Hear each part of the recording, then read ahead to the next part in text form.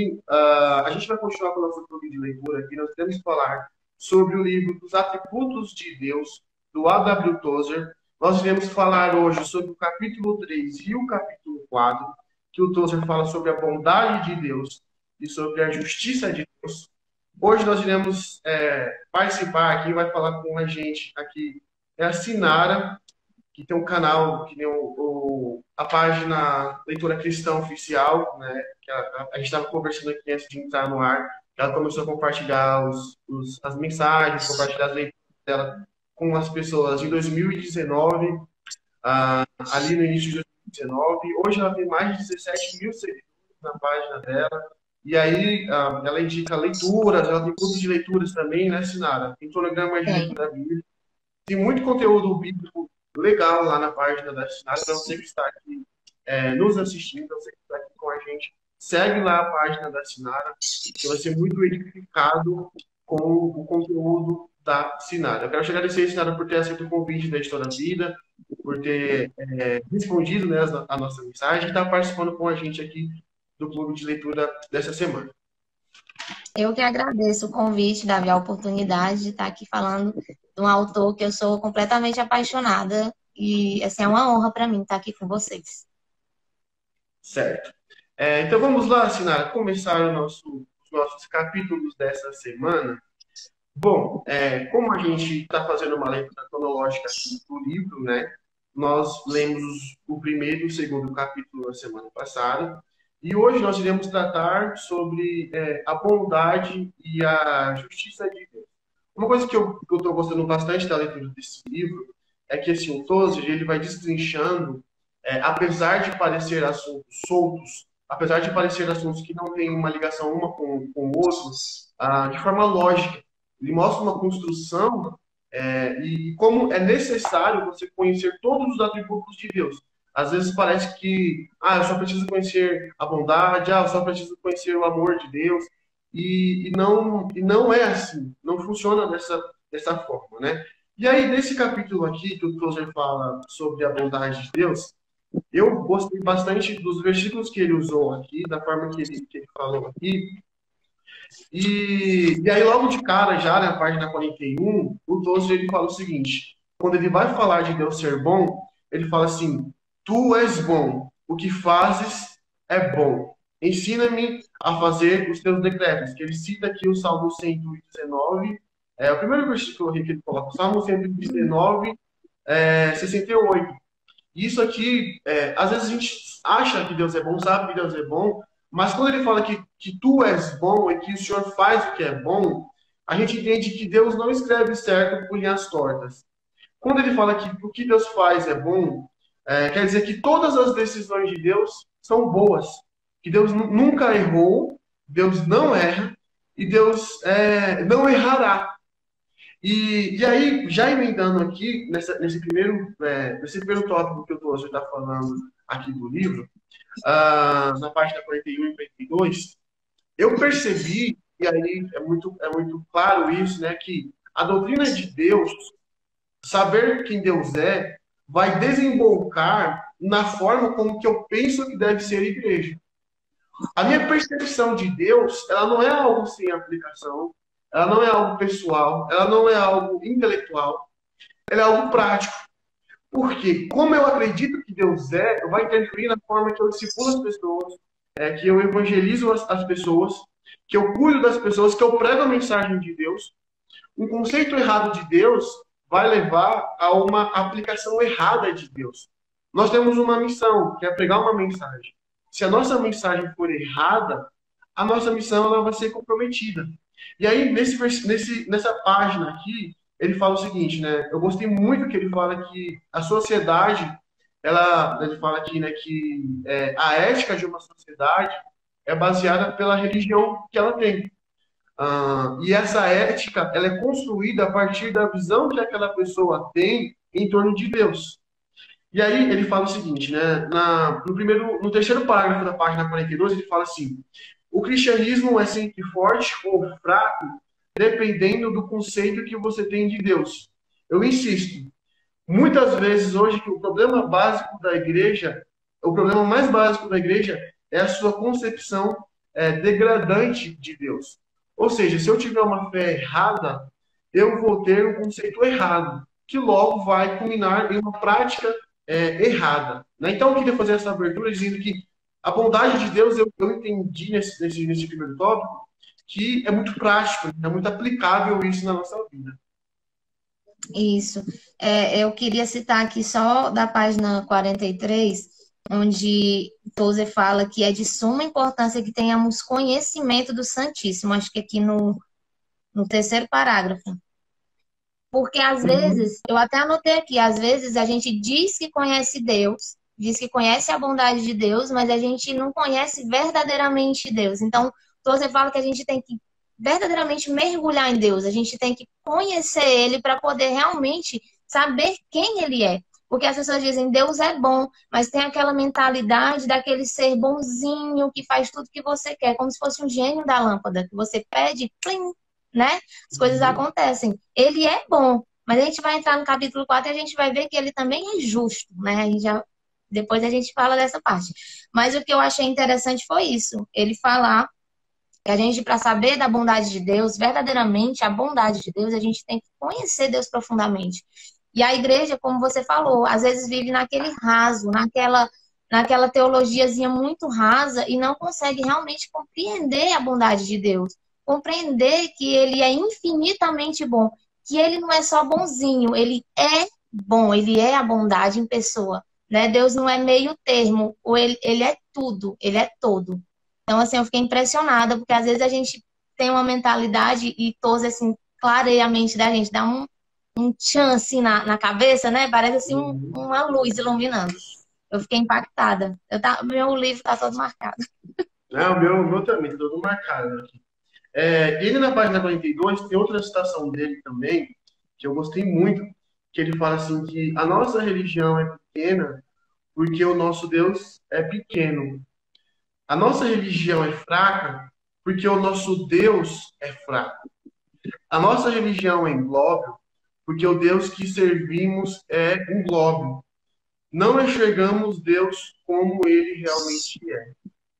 Isso foi Exatamente. algo que eu gostei muito dessa definição, né, que ele fala, dessa ideia de você realmente saber o que Deus é. Como você disse, o meu conceito de bom não é o mesmo conceito de que Deus fala dele mesmo ou que a Bíblia diz que é bom. Aliás, o nosso conceito de bom, ele vem muito mais de cultura, de filme, de música, de série, vem muito mais da Netflix do que realmente da Bíblia, do que realmente do que Deus fala a respeito do que ele é. Não o que nós achamos que ele é, mas o que ele diz, né, que ele é. Então, eu achei muito interessante essa aplicabilidade que ele fala aqui. Você quer falar mais alguma coisa dessa primeira parte aqui, dessas primeiras 3 páginas do livro, que ele fala sobre, principalmente, essa aplicação religiosa da doutrina de Deus?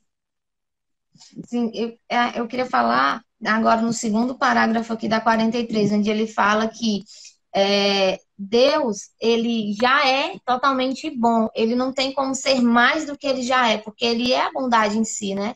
Aí Uhum. Tozer traz pra gente, né? Que a gente às vezes dizem, olhe como Deus é bom, mas a gente verdadeiramente, como você falou, não conhece o que é bom realmente. A gente conhece aquilo que a gente acha que é bom. Mas a bondade de Deus ultrapassa o nosso pensamento. A gente não tem como mensurar, porque ele é infinito. O infinito não tem fim. A bondade dele, né, não se acaba, não tem começo, não tem fim. Então, eu achei interessante, né, a grandiosidade da bondade de Deus. É lindo demais. Uma das definições que eu vi de infinitude uma vez, que Agostinho fala, que ele fala o seguinte, que para você entender o que é infinito, ou infinitude, para você entender realmente Deus, é como se você fosse no oceano, você vai aquela imensidão do mar, e você tentasse trazer o oceano para sua casa com uma xícara de café. Isso é impossível fazer. E assim é com Deus. Nós temos uma mente finita, uma mente contável, uma mente limitada.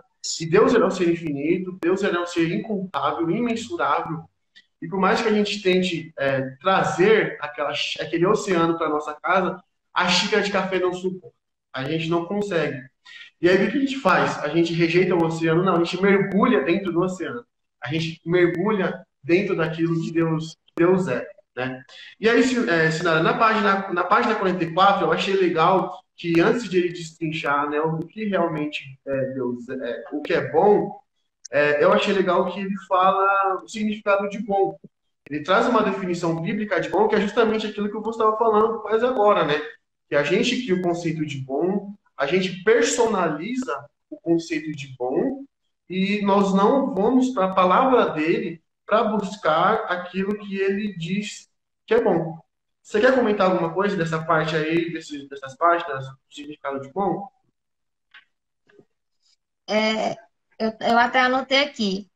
É justamente o que você tinha falado, que Deus é infinitamente bom e sua bondade é sem limites, e a cabeça, a mente humana não tem como processar isso. O nosso cérebro é totalmente limitado, e se a gente for ficar pensando e pensando, pensando, a gente nunca vai conseguir compreender, porque Deus, ele é todo bondade, ele é todo bom. Eu tô ficando até repetitiva, mas é basicamente isso, né? Que às vezes a gente acha que somos pessoas boas, que praticamos a bondade, mas estamos longe de sermos uma pontinha do que Deus é, da bondade que Ele é, né? Uhum. Uma coisa que eu gostei bastante aqui dessas páginas que ele fala o significado de bom, da página 44 e 45, é que ele fala o seguinte, que Deus por ele ser bom e Deus por ele ser infinito, a bondade que Deus tem, ela é uma bondade que ela é infinita, porque ele é Isso. infinito, porque ele é bom. Então, logo, essa bondade é infinita. E por essa bondade ser infinita, Deus precisa odiar. Isso é tão estranho para a gente, essa ideia de que Deus precisa odiar, de que Deus tem que odiar. E ele fala assim: por que Deus precisa odiar? Porque eu só posso amar o bom de uma forma profunda se eu realmente odiar o mal de uma forma profunda. Só faz sentido, por ele ser infinito, só faz sentido ele ter esse amor bondoso de forma infinita se ele odiar realmente a, o mal de uma forma infinita. E aí ele fala na página 46, ele fala o seguinte, ó, no primeiro parágrafo, tá escrito no primeiro parágrafo, ele fala o seguinte, ó, a bondade de Deus implica que ele não pode se sentir indiferente a nada. Ah, Então, tipo assim, se está acontecendo alguma coisa, Deus não pode ficar indiferente. Porque se ele for indiferente, ele não é bom. E aí ele fala o seguinte, ó, pessoas são indiferentes, mas não Deus. Ele ou ama com uma irrefreável energia infinita, ou ele odeia com fogo consumidor. E isso aqui é tão louco porque Deus, por ele ser bom, ele precisa odiar o mal. O pecador que não conhece a Deus, que não se arrepende de Deus, precisa ser odiado por Deus. Porque se ele não odiar aquele pecador, se ele não odiar a pessoa que não o aceitou, ele não é bom. E isso só é tão estranho pra gente, tão contracultural, porque a gente personalizou o conceito de bondade, segundo o nosso bel prazer, e aí o texto traz um texto bíblico que comprova isso. Porque teve um teólogo que disse assim: Deus te ama, não é Deus te aceita. O fato de Deus te amar não quer dizer que ele concorda com as coisas que você fala, com o que você faz. E aí ele fala o seguinte, ó, que Deus ele ama a justiça. Hebreus 1:9 fala assim, até o 12 eu acho esse versículo aqui, ele fala, Deus ama a justiça e ele odeia a iniquidade. Por isso Deus, o teu Deus, escolheu dentre os teus companheiros, fugindo com o óleo da alegria.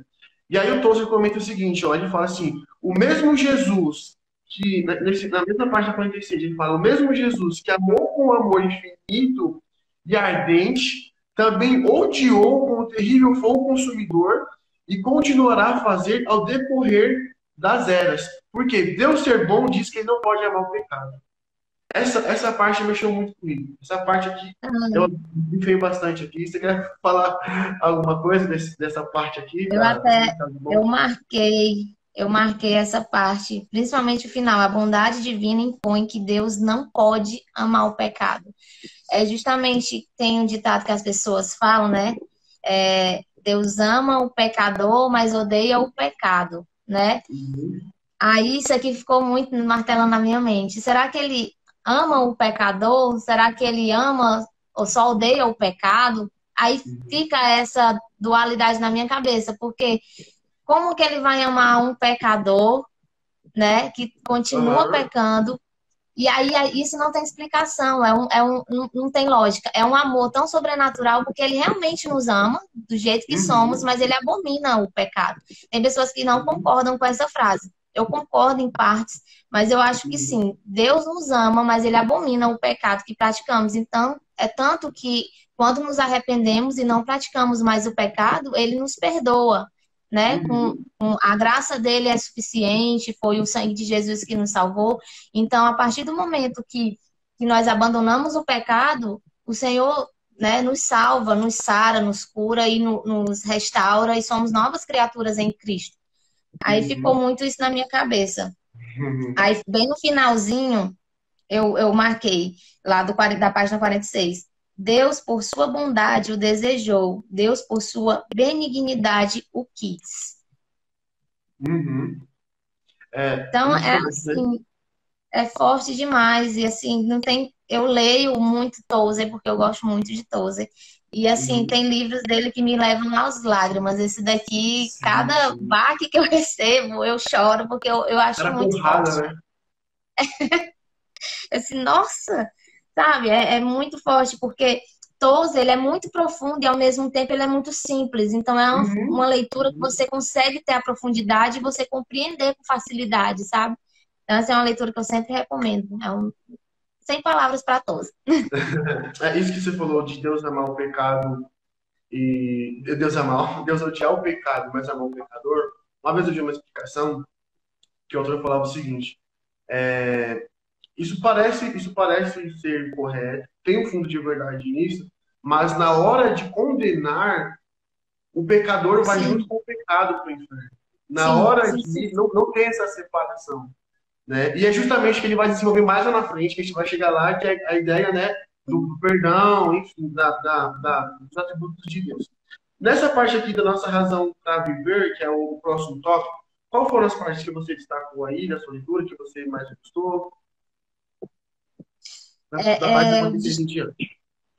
a partir da 47, que eu já até Isso. entrei nessa última, eu falei, já era desse tópico, pulei. Uhum. Eu vou Não, aqui me empolgando e tranquilo. já vou pulando as coisas. Não, Tozer é Ó, demais. Tozer. aí eu marquei que complementa essa última linha aqui, lá no primeiro parágrafo, já no finalzinho, que Uhum. diz: Deus, por sua bondade, nos criou. Mas porque não fomos destruídos quando pecamos? Aí ele diz: a única resposta é que Deus, por sua bondade, nos poupou. Aqui a bondade já engloba a misericórdia, né? Eu vou dizer assim: é bondade e misericórdia de Deus. Então, o Deus cordial, benigno em seus intentos, nos poupou, né? Pela sua bondade, pela sua misericórdia. Aí, essa página 47 eu marquei quase que tudo, porque vai falar, né, por que que Deus acabou, né, permitindo que Jesus viesse, né, derramasse o sangue do filho dele aqui por amor a nós, né? Aí ele diz, por sua bondade e benignidade, tudo tá ligado, né? A bondade junto com a misericórdia do Pai, né? Porque Deus me perdoaria se pequei, e depois voltaria a me perdoar de novo, e tantas outras vezes que eu venho a pecar e Ele continua me perdoando por causa da sua bondade. Porque a gente Uhum. peca dia após dia e a gente vai, se derrama, pede perdão e o Senhor nos perdoa, está pronto para nos perdoar por conta dessa bondade que é infinita. Isso aqui é muito lindo. Essa parte também falou muito comigo. Eu destaquei algumas coisas aqui, mas antes nós iremos com o nosso produtor hoje, com o Leandro, que está acompanhando aqui nos bastidores. Ele vai interagir com a gente aqui, ele vai falar com o nosso público. Leandro, fique à vontade, a palavra é sua. Olá, pessoal, muito boa tarde. Muito obrigado a todos que estão enviando mensagem, tá? A gente está lendo, não dá para ler todas, tá? Mas para quem está perguntando, o título do livro tá marcado aí, tá bom? E, e a missionária Jane, aí eu não vou arriscar o sobrenome dela. Ela fala o seguinte sobre essa questão da bondade de Deus e o pecado. Ela fala, é o equilíbrio entre a bondade e a justiça. E ela também diz, Deus nos ama e nada pode nos afastar de seu amor. Ele nos recebe como estamos, mas não aceita que permanecemos fazendo o que ele odeia. pois ele aborrece o pecado. Exatamente.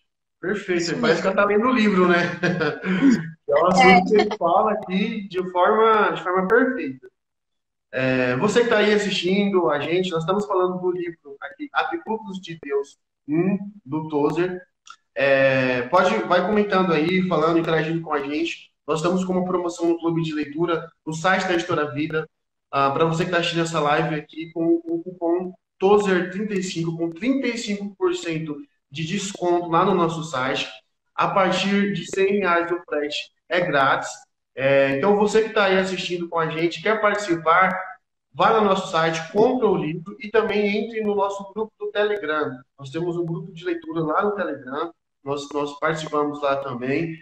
O link está na nossa bio. Entra lá, se aproxima da gente para a gente discutir sobre esses assuntos edificantes, né? Que nos aproximam mais de Deus.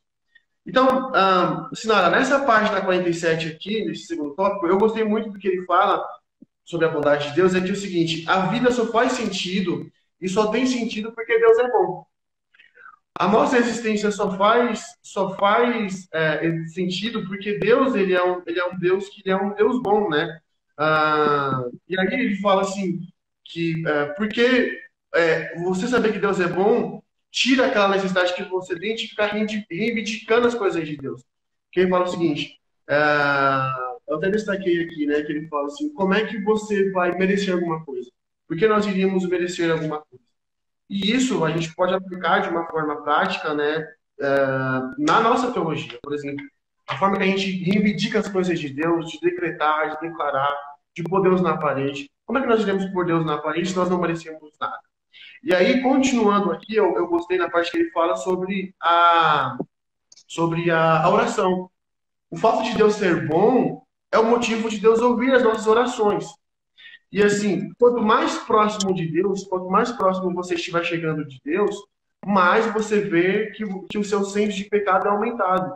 Mais você tem essa necessidade de você ver que você é um pecador. E aí ele fala que você conhecer a Deus como ele faz você acreditar que ele vai ouvir a oração porque ele é bom, né? Porque ele é um Deus bom. Sinara, já avançando aqui, na página 52, que ele fala aqui sobre a bondade e a severidade, ele fala justamente sobre isso, né? Ele fala justamente sobre, ele vai tratar no tópico, sobre nós podemos nos aproximar com Deus em ousadia, e aí ele cita Hebreus 4, que ele fala, porque nós temos um sumo sacerdote que se compadece de nós, e por isso nós podemos orar, que Deus ouve a nossa oração, não porque nós merecemos, mas porque ele é bom. E aí ele fala na página 52 o seguinte: ele dá um exemplo que quando eu sei da vontade de Deus, a forma que eu entendo a salvação ela é alterada. E aí ele dá uma ilustração que eu gostei muito, que ele fala o seguinte, que quando eu entendo quem Deus é, eu entendo quão ruim eu sou, o quão mal eu sou e quão perdido eu estava. E isso mostra do que Deus me salvou. Por exemplo, aí até ele fala, né, que um médico que faz uma cirurgia de um câncer é diferente de um médico que dá um remédio para passar uma gripe. Quando você entende a vontade de Deus e a sua maldade, você entende que você foi salvo por um médico que fez uma cirurgia de câncer na sua cabeça. Que a sua condenação era tão grave quanto uma cirurgia de câncer. E não de uma gripezinha, que você não é tão bom quanto você acha que você é. Você quer comentar alguma coisa dessas partes aqui, desse primeiro capítulo? Dessa parte É, da benevolência? é, Pode falar. ainda nesse tópico aqui, né? É Uhum, que a gente, como eu falei, a gente se acha bons porque eu não mato, eu não roubo, eu, eu, eu ajudo os pobres, isso e aquilo outro. A gente fica sempre se achando nesse nível de bondade, se coloca num patamar mais elevado que outras pessoas, e uhum. sendo que não tem nada a ver com o que é realmente bom, porque só ele é bom, né? Eu até anotei um versículo aqui para mim não esquecer, que eu tenho uma mania de esquecer. Eu não consigo decorar versículo, já tentei, mas eu não consigo. Lá em Mateus 10, 18, né, quando aquele jovem vai falar com Jesus e eles diz: "Por que me chama bom?", né? Porque só existe um que é bom, né? Que é Deus, né? Acho que é nessa parte. Se eu não anotei errado. Então, assim, a gente Uhum. se acha bom pelo que somos, pelo nosso patamar de bondade, pela sociedade, sendo que só existe um que é bom. Que a nossa Uhum. bondade tem que estar sendo avaliada de acordo com a bondade do Pai. A gente não pode querer se autoavaliar como uma pessoa livre de ruindade, porque o ser humano é mau, né? O ser humano é mau. O meu pastor sempre fala isso, ele repete muito. Não há bondade em você, você é mau. A bondade que há em você é o Espírito Santo que habita dentro de você, que faz você Exatamente. agir com bondade, com justiça. Não é que você é bonzinho, não é porque você está dentro da igreja que você está acima de outras pessoas. Como Jesus também fala naquela do fariseu e do publicano na oração, né? Que um diz, ai, mas eu sou isso, eu sou aquilo, e o outro, Senhor, se humilhando, né? Eu não sou Uhum. digno, tem misericórdia. É justamente isso, porque às vezes a gente acha que está na igreja, a gente é superior a quem está aí no mundo, e não é assim, né? Exatamente. Não é assim. Então, foi uma das coisas que Deus veio trazendo à minha memória quando eu fui lendo essa parte. Uhum.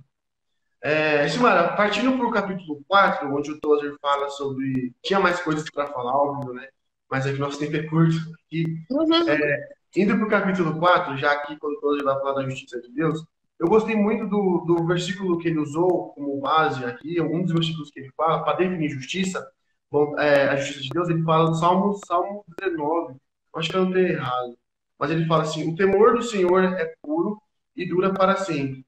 As ordenanças são verdadeiras, são todas elas justas, né? Ele está fazendo uma definição de Deus. Tá certo, Salmo 19, 9, ele fala que Deus é bom e todas as ordens dele são justas. E aí, Uhum. nesse capítulo 4, eu gostei da definição que o Tozer trouxe de Deus. Ele mais para frente ele destrincha esse atributo de Deus, e aí ele define justiça com Deus sendo três coisas. Deus sendo reto, Deus Uhum. sendo íntegro e Deus sendo santo. E aí, na página 58, ele trouxe um versículo para definir aquilo que é justiça. Ele fala o seguinte, ó, a retidão e a justiça são os alicerces do seu trono. E o Salmo 97:2 fala, retidão e justiça são a base do seu trono. Então, a retidão de Deus e a justiça, elas estão conectadas. Uma não pode ser desassociada da outra. Da E essa outra. justiça de Deus não faz com que Deus não precise fazer mais nada. Ele fala aqui na página 59, que ele fala o seguinte, que se Deus fosse um Deus forçado a fazer alguma coisa, ele não seria um Deus justo. Ele não seria um Deus reto, e esse Deus forçado não precisaria de adoração. Ele não seria digno, né, de ser adorado. Você quer comentar alguma coisa desse primeiro tópico aí, pra gente passar os dois Antes, últimos? eu vou voltar só lá pro início, que eu já comecei esse capítulo já levando assim, sabe? Um tapa mesmo, ó. Uhum, Ele diz: se você conhece Deus, sabe que Ele é absolutamente perfeito e justo. Ele coloca uma condição. Se conhecemos verdadeiramente Deus, nós uhum. sabemos que Ele é justo, que Ele é perfeito, né? Era isso que eu queria comentar, porque assim que eu li, que eu vi esse si aqui, eu, eita Deus, a gente tem que conhecer mesmo o Senhor de verdade para poder saber que Tu és justo, porque eu recebi já inúmeras perguntas, depois a gente vai chegar lá, e aí eu vou Aham. falar sobre isso. Por que que Deus abençoa tanto os pecadores? Entendeu? Os Uhum. iníquos. Já recebi. Por que que a bênção de Deus está sobre esse povo? Por que que Deus é injusto, né? Uhum. Os que estão na igreja passam por tanta tribulação e quem está aí no mundo usufrui de tanta coisa boa. Mas depois a gente chega nessa parte. E voltando para a página 59, foi uma das coisas que você falou também me tocou muito, né? Que Deus, ele não é forçado a fazer nada, ele é a própria justiça, né? Se ele Uhum. fosse um Deus que fosse forçado a fazer alguma coisa, ele era um Deus frágil, que realmente baixaria a cabeça e faria conforme a nossa vontade, não com a justiça que ele deve agir, né? Uhum. Aí eu É, anotei até, ó, Deus não faz justiça, ele é a justiça, né? Ele não isso faz, ele mesmo. já é a justiça. Da mesma forma que ele é amor, ele é justiça, né? E uma coisa que Isso.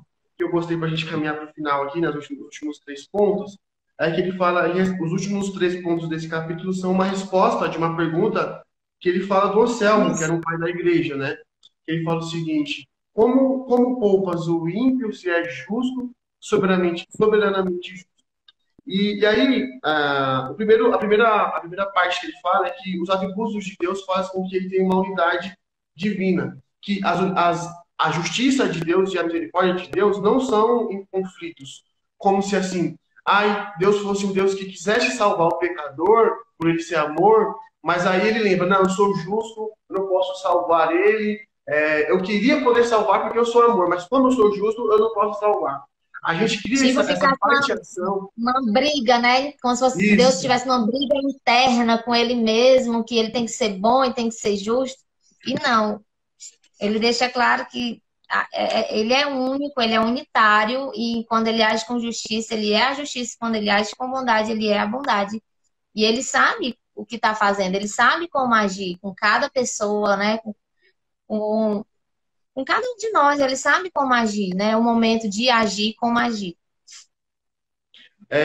E aí, no segundo tópico, na página, ele fala da paixão de Cristo, caminhando para o final, na página, deixa eu ver, aqui, na página 64, que ele vai falar sobre a paixão de Cristo, né? Que ele fala justamente sobre isso. Então, a primeira resposta que o Tozer dá é que os atributos de Deus não fiquem em conflito.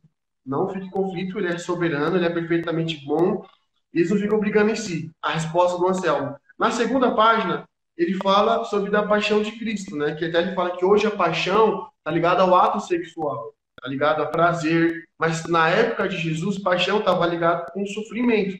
E aí ele divide a paixão de Jesus em 3 coisas, né? Que ele fala que a expiação de Jesus, ela é infinita, ou seja, ela não tem limites, nada pode parar a expiação. Expiação, para quem não sabe, é um termo que a gente usa sobre o sangue de Jesus, a eficácia do sangue de Jesus na cruz para perdoar os nossos pecados. E ele fala que é um ato infinito, todo-poderoso, que a obra já foi completa, o estar consumado na cruz não tem mais volta, não podemos mais fazer nada para acrescentar nisso, e ele é um ato perfeito, ou seja, não tem falhas no sangue de Jesus, não tem falhas no derramar do sangue de Jesus lá na cruz.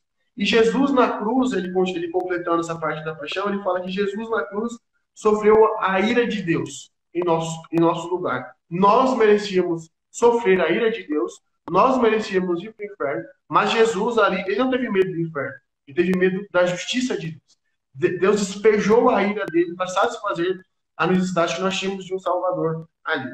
Desse capítulo 2, dessa parte, você quer comentar alguma coisa da paixão de Cristo? Lá no finalzinho do 65, onde Tozer fala que porque Deus encontrou iniquidade, onde, né, Deus encontrou o pecado, Deus condenou você à morte.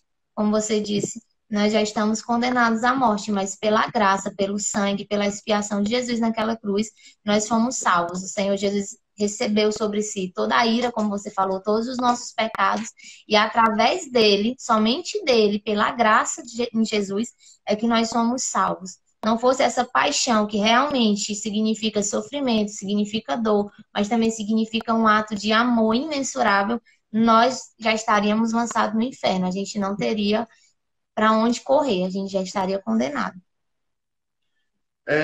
E aí, para a gente terminar, esse último ponto aqui na página 109, que ele fala sobre Deus ser imutável, que ele fala uma coisa muito interessante, né? Que ele fala assim, logo de cara ele fala assim, como pode Deus ser justo e ainda assim justificar um pecador? E aí ele fala o seguinte, quando Deus pune o ímpio, ele está sendo justo.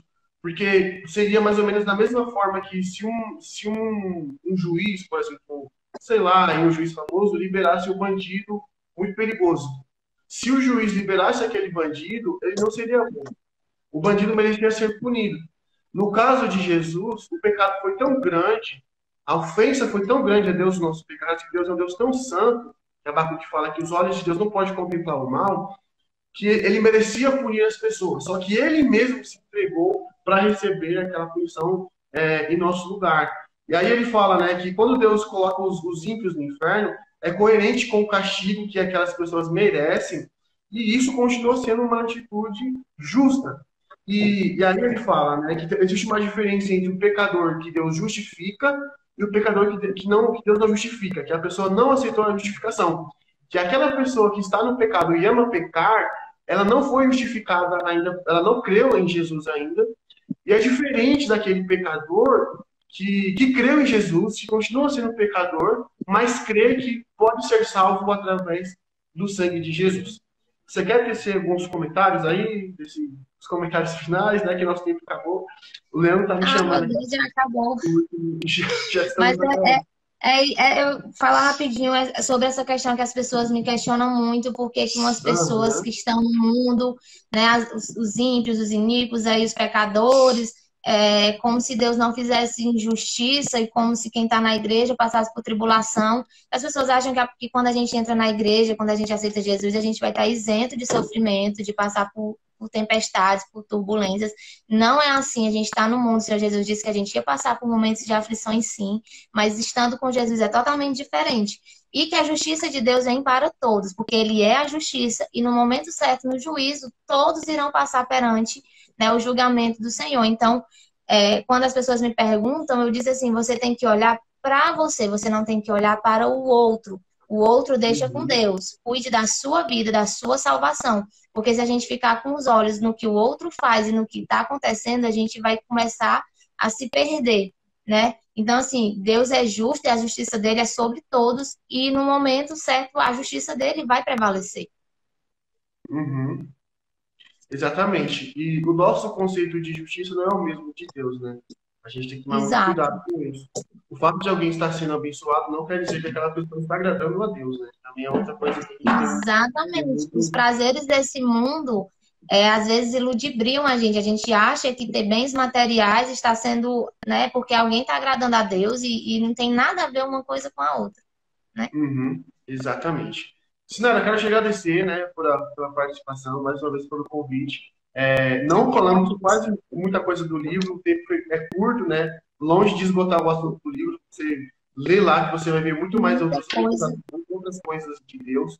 Esse livro do Tozer, aqui, o Vida Crucificada, foi o que a gente leu hoje. Ele faz parte de uma coleção. Isso. Ah, desculpa. Olha a corrigindo. Foi Atributos de Deus um. Atributos de Deus um. Faz parte de uma coleção aqui da Editora Vida, de séries do Tozer que nós estamos relançando aqui. Eu tenho esses dois aqui. Para você aparecer. Ó, seu marido, os dois ali. Nós estaremos também, já chegará o grupo Atributos de Deus 2, que é uma continuação desse livro que nós estamos fazendo a live aqui.